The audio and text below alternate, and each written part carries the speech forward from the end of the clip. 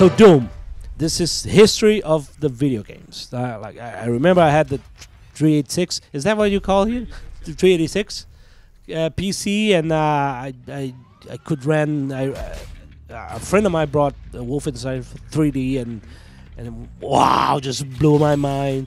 And then just Doom came along, and you know it was the rest is history. So Doom was this revolution, and I remember Doom as well, and so on. But Doom 3, they had this new lightning effects. What you could move light around, and the shadows would draw in perspective of the light, and this is a technology breakthrough. But the game itself, it didn't break through like the other ones. So we had this huge gap since then, and now it's coming back. So having this in mind, how do you prepare yourself for Doom? I think what the team did was they went and looked at those original games and what made the game special for somebody like yourself. Like, well, what were the things that blew your mind? Not just like, wow, this game is in first-person perspective, and that was, you know, to old guys like you and me, pretty amazing. But like, how did it make you feel? The combat. How did it feel? The guns, the demons, the pace of it, feeling like a badass Marine. And how do you now bring that to a next generation of PCs and consoles? And to your point, like, we don't assume that the folks who play all the other first-person shooter franchises out there know Doom, because it's been a long time. So in some ways, it's a reboot of the franchise. The game is an origin story. It sort of takes you back to the origins of the Doom Marine. And that's part of the reason why we called it Doom and not Doom 4 was it's going back to the beginning and back to its roots. And it's a game with a laser focus on recapturing what made Doom and Doom 2 great, which is the pace of the action, the way the combat feels, the multiplayer and the fun of the multiplayer, and adding in little things like you can become a demon in multiplayer and get a power-up that turns you into a Revenant, and now you're flying around a multiplayer map, you know, blowing up guys as the Revenant. And then taking that a step further with Snap Map, which is, look, Doom and Doom modding, we were talking about it before on Skyrim. The id community has been huge in supporting mods for id games for 2 decades. And so how do we do that for this next generation? Well, the way you do that is you make a mod tool that works in the game, and you can use it with the controller, and it doesn't require you to know scripting language or anything.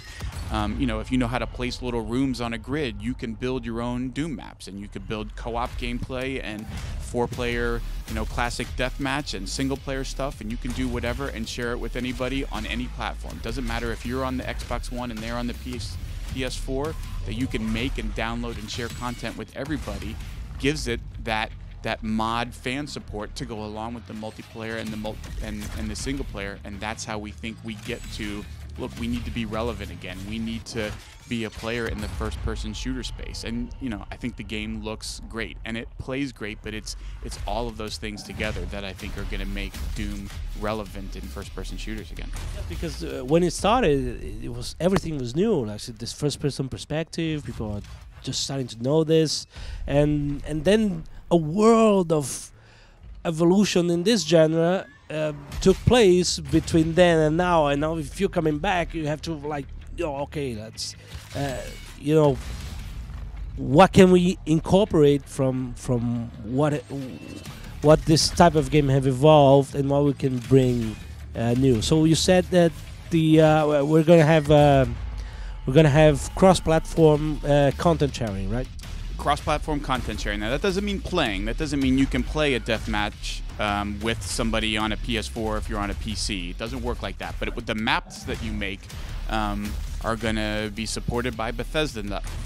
And BethesdaNet is a platform that just says you have an account, you upload whatever content you create to BethesdaNet, and anything on BethesdaNet can be downloaded to you. And we don't care what platform you uploaded it from, and we don't care what platform you download it to. And that will allow the kind of stuff that we're talking about. And it opens up such a wide possibility that you don't have to worry about, well, I'm on the PC, so I can only play PC stuff, that everything is available to you.